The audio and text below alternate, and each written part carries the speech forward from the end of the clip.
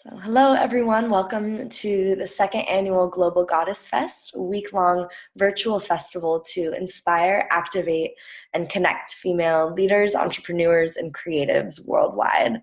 So today we have Leah Santa Cruz here with us, tuning in from Ubud, Indonesia. And she just got back from traveling around New Zealand and Australia. So I was so happy to have you here. Thanks for coming. Yeah, thank you so much. Very excited to be here, and hello to everyone. Even though I can't see you in person, um, I feel you. We're feeling the energy even before you show up at your. Yeah. It's quite amazing. So, everyone that's watching, Leah is an intimacy coach, meditation teacher, and founder of Up Close. So we're going to be diving into some relationship stuff, which is going to be really fun and juicy. So Leah Santa Cruz teaches yoga, meditation, and intimacy to aspiring leaders. She empowers people who lead busy lives and helps provide these tools to regain their inner peace, which then ripples out into fulfilling relationships and more joy. So she has a background in psychology and neuroscience, which I just love. You know, whenever we can blend the two, that's really where we can find so many tools, depending on what we're needing, because we're all multidimensional, and we all, like, sometimes we're like, give me the woo woo, I need it, and then other times it's like, okay, but where are the But facts? how does it work? Yeah, Exactly. so I love that you bring those two together, and that really came from working in very fast paced careers for like Microsoft and other tech startups. So Yeah. yeah, I definitely want to. Very fast pace. Yeah, it's really interesting that you went from that to, Ubud, Indonesia, where, Bali, it's just very chill, very relaxed. Yeah. So Yes, everything's go with the flow here. Very, very different lifestyle. I love it. And so do you think, I guess we'll just like kind of dive into some conversation. Like, Sure. obviously there was some sort of burnout and anxiety that happened Yeah. in the tech world, I'm assuming, right? And Oh, yeah, absolutely. If any of you work at I mean, 9 to 5 is not really the right term, because let's be honest, most people aren't working 9 to 5. If you were like me, you were coming in at like 7:30, you were working until late at night, or taking it home with you, working on the evenings. Like, as long as you had a laptop, you were expected to be working. So, a lot of the corporate cultures that I was a part of really expected the most out of you, and rewarded you financially very well, but in exchange, it's like you sort of gave your soul to, you dive in like blood, sweat, and tears. It's just like a consuming piece of your life. At least, like, that's what I allowed it to be for me. So I let myself be totally consumed by work. Completely consider myself a recovered workaholic, and but I suffered a lot of anxiety, and my relationships suffered a lot because of it too. Because of not only not being present for them the way that I'd like to, but also carrying into those relationships complaints and fatigue, and just anxiousness and fear that came along with what I was doing, what I was putting myself through. And so I'm not saying you should all quit your jobs or anything, but I think it's just finding the harmony in your inner self, and finding that love for your inner self. Like, once you can tap into that first and foremost, and really work on, okay, how do I take care of me and my needs and my boundaries, and love myself the way that I need to be loved, it just ripples out into, and in fact, makes you more successful professionally, I believe. And then truly in your relationships, improve from there. So it all starts in here, though. Definitely. And I think a lot of us have at least mentally recognized that, right? And then it's the Yeah. practice of that, the actual embodiment of it. When you're working with relationships, are you working with new relationships, kind of like in the middle ground, or are they like dead and you're reviving them? Like, where's your usual clientele? Yeah. So people come to my intimacy workshops from all various like points of entry. So some people come who don't have a current love relationship. Some people come who have been married for many years and they find that their just passion has dwindled and things have become stale, or there's a lot of tensions, or perhaps they're in a new budding relationship that's very exciting and they want to get closer and they recognize they have intimacy blocks and they don't want that to affect this new chapter in their life. And so I think a lot of us know that most of us crave love and connection with other human beings. And that's just, it's a human need, right? And we all desire and crave it. And it's whether it's with a lover or it's with your family members or it's with your peers, like intimacy is not just limited to sexual relationships. It really is about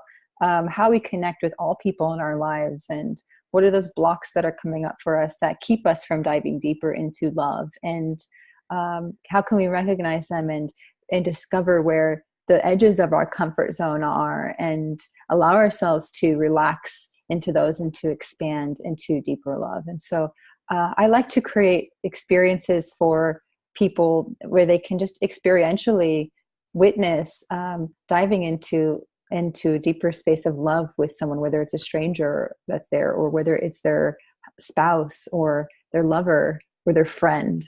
And you find that the principles that go into forming deeper connection and love, it doesn't matter what type of relationship you bring them into, like being able to be more emotionally intelligent in your conversations with someone and bring in empathy and know how to, in moments of challenge, when someone comes to you and they say something you don't want to hear, especially if they say something you don't want to hear about yourself, how to respond to that with love and empathy.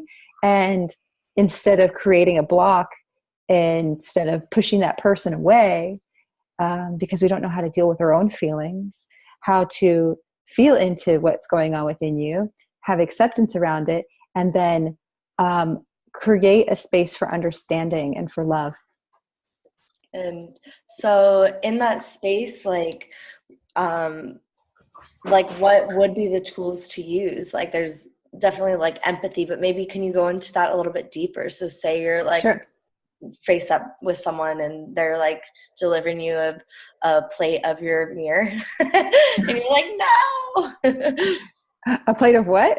Like a mirrored plate. Oh. Like, yeah, like I kind of make a joke, in my workshops, that if someone comes to you and they have some difficult news or they want to share with you something that you don't want to hear necessarily, or maybe like someone's passed away, or they just discovered they have a disease, or you did something that really bothered them and they bring it to you. And in those moments, a lot of times we don't know how to respond, because what comes up is fear for us, fear of rejection, fear of disapproval, or maybe just discomfort, and we don't know how to deal with it. And so it's easy to tell somebody to look on the bright side, or, find the silver lining, and just sort of bypass those uncomfortable feelings. But all we're really telling them is like, actually, I don't have the capacity to be there for you, or you're not allowed to feel that way, and I can't deal with it. So it's remembering what the story is underneath what we're actually saying to somebody. We think we're trying to help, or we think we're trying to look on the bright side, or, hey, it could be worse, right? Like, yeah, maybe your dog died, but hey, at least you don't have to take it for walks anymore. You don't have these expensive vet bills. So like what we're actually doing is preventing them from connecting to us. And we're saying, sorry, you're not right for feeling that way, or I can't handle it. And so, and especially when someone comes to you and they say, hey, I didn't like the way this felt. We can be defensive and push them away, or defend ourselves and get into an argument, or we can stop for a moment and take pause, feel the places inside our body that feel tense. Like this is bringing mindfulness into our relationships. Mm-hmm. Like, whoo, all of a sudden that may be really tight in my chest. And oh, I felt that gripping, or I felt tension rise up within me. We all know that feeling. Mm-hmm. And it's in that moment we can go, okay, it's just a sensation that I'm feeling right now. Maybe this reminds me of something that I felt when I was younger. Or maybe this is bringing up fears for me around abandonment or rejection. And so we get that moment to just recognize in ourselves what's really happening here. And instead of taking it out on the other person, or being defensive, or trying to just wash over the discomfort, we can stop for a moment and hear what they have to say. Really, truly, like actively listen to the person, not interrupting them, not thinking about what we're going to say, but like really just hear them and see them. And then when they're done speaking, like give them a second to acknowledge them and say, okay, what I think I understand you said was this, and repeating a few things that in the way that you interpreted it, because we're all hearing things through filters, right? So we get to respond back to the person with how we interpreted it. And oftentimes it didn't land the way that they intended it to, or we understood it in a different way. And they're like, actually, no, it's not what I meant. And so we have a chance to create deeper understanding and not misunderstanding them. And then when we get to an understanding with the person, it's so important to acknowledge how they must be feeling, you know, or what they must be valuing. So like, wow, that must really have made you feel frightened, or that I can see how this has been difficult for you, the way that I've behaved. And it's like, in those moments, you go from this person waiting for an attack or waiting for defense to have to fight against, to suddenly like a softening. Like you can visibly see it in their body, like their face softens, their shoulders drop, their heart might open, and they're like, yes, thank you. Like all of a sudden, like they know they've been seen, they know they've been heard, and they know they've been felt. I've done this before with my fiance several times, even in moments where my ego wanted to be like and defensive. Like I responded, okay, thank you for sharing that. That has been difficult for you. I can see how it's been difficult for you that I acted that way, or that I've been this way. And he's like, oh, yeah, thank you. It really has. And then in that moment, I have a chance to like acknowledge him too, and acknowledge that person and say like, thank you for being honest with me and for sharing that, even though it was hard for me to hear, or even though I don't really know how to respond, or I don't know the right words to say. I really appreciate you being vulnerable and sharing that. Means a lot. And sometimes just a simple thing like that, or acknowledging the person for anything, really, bringing in more acknowledgement to our relationships in those moments. Like suddenly a situation that could have gone in the wrong direction and torn someone apart, or created more tension between coworkers or between family members, now has an opportunity to create more bond and more connection and understanding. And I've done this with coworkers and former bosses before. And it's like a situation that I thought we were going to be at odds with each other. Like I just created a new friend in that moment. So these are really simple principles that are very difficult to practice in real life. Yeah. And so when I first started like hearing about some of these tactics, I want to say tactics for the point that I'm making. I felt like it was like, that feels like a script. How can it actually like create change in my life if it's like a script? So like that hasn't, I think through practice it hasn't, but I would love to hear like your perspective on that. Yeah, well, I mean, if you come to someone in a very inauthentic way, and the look and the body language that you use says, I don't believe what I'm saying, but I'm going through the motions of saying this because I know I should, like they feel that. Like we all know when someone's like just BSing us. So I think the way you want to approach it is, and there's a little bit of faking it till you make it as well, right? So that's the flip side of the coin. Because sometimes we don't always feel grateful in that moment that someone just gave us hard news or something we don't want to hear. But like we really do know deep inside that it is the best for us, and that this is a moment where we get to create more connection and more understanding. And it's like all these little forks in the road that we hit with someone it's like those are gifts. So if we can recognize rationally in our brain, like, okay, I know this is a gift and this is an opportunity right now instead of a challenge, then we can like take a deep breath and go, okay, this is hard for me, and I'm feeling tightness in my chest, and I'm feeling this, and I'm feeling anxious or a little bit of anger right now. And if we're vulnerable enough to admit that to somebody first and say, hey, I'm human and this is hard for me to hear, but like, I really acknowledge you for this, or I really want to thank you for this. Like even if in that moment it's hard for you to really to connect with that, the simple act of being vulnerable and for taking the moment to acknowledge them and to hear them fully and not interrupt and to see them will work. It will work. And if you come in and you're like, I'm skeptical, I don't believe it, give it a try. Give it a try with just a couple people in your life, like even this week, even in like subtle ways, even if it's not a big blow up, but it's like a little opportunity to do it. And you'll see how magical this is. It's not even magical. It just has the ability to transform a relationship so quickly in seconds. Like this can save marriages. This could heal years of trauma and tension between people. And I see it happen over and over again. And it's not so easy to do, but if we in that moment, feel the tension that's going on, feel the frustration or the anger or the defense or the fear that rises up, and breathe into it and go, okay, you're not in the driver's seat. I know this formula of what I need to do here, and I'm just going to give it a try and see if it works. Hey, what I've got to lose, right? Like, I love that. Yeah. And it really does create a little bit more space, I think, for your own authenticity to come out too, when you can almost have this like have a little bit of structure. It's like, trying to create a business, even if it's the thing that you're most passionate about, you still need some of those the foundation to be laid so that way you can move through it. So yeah. I love that. So with anyone that's watching, do you, like, Leah, do you have anything that you would like to tell them? Any like snippets of inspiration on connecting deeper with those around them? Just like motivation to share with them. Oh yeah, it's just that love and relationships are the most beautiful thing and the most complex thing. There is not a single relationship that is perfect out there. And so it's just really remembering on a day-to-day basis that that the bravest thing you can do is to step one foot in front of the other towards love every day. And remember that the opposite of love is not hate, it's fear.